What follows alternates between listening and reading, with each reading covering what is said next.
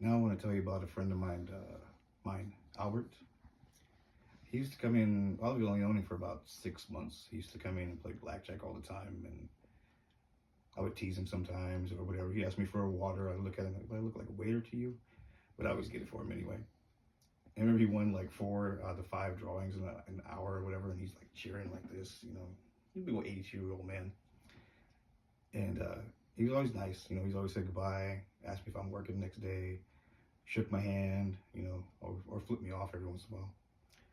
But we were sitting with him one day, and he kind of had a blank look on his face. So the dealer there said, call his nephew. So I called his nephew, and his nephew came down and got him. And we told him he didn't look so well. And I go home that night, and I was working swing, so I stayed up late, about 4 o'clock in the morning, and I'm playing Call of Duty. I'm sitting like this, and my spot's a little cold, so I got this heater on me. I can feel the real, the flames of it almost on my arm. And something grabs me right here, like a thumb on my elbow, right here. And the weird part is that it picked up the heat from the heater, so it felt like a really hot finger on my hand, on my arm. And I jumped like this, and just thought about like, okay, so I started playing games. But at this point, it's just like that stuff doesn't really scare me anymore. But I remember going back to work the next day, and his nephew was standing there, and he said Albert had passed that night before. I mean, I'm flattered. If that was him, I don't know, I can't prove it and I can't show it to you, but I really wish I could. But if that was him, I'm grateful that he came by and said bye. That was pretty cool of him. But I don't get why he didn't go see his family members. But then I remember seeing some other things that were not so kind, I guess. There was another old guy sitting there. He would play, and he would come in dirty clothes and like a really raggedy hat, and his glasses would be taped up all over and falling off his face. You have to hold him up like this while he's trying to play, trying to play blackjack. And he still got tape on his fingers from fixing his glasses.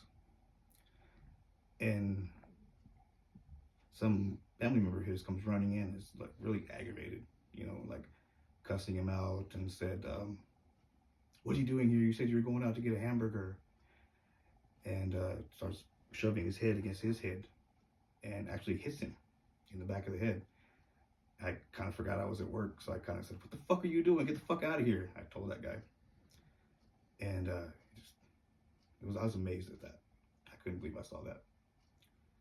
And then there was another time.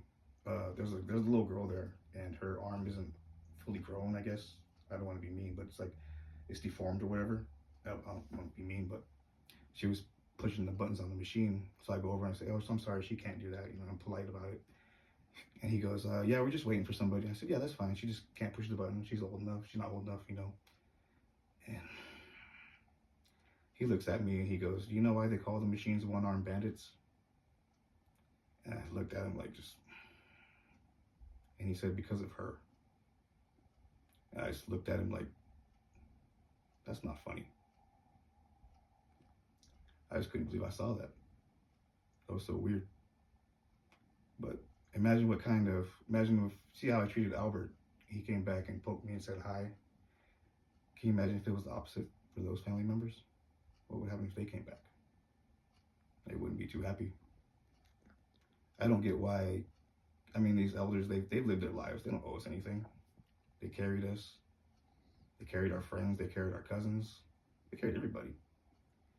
And not to allow him to enjoy his last few years at the casino just doesn't make sense to me.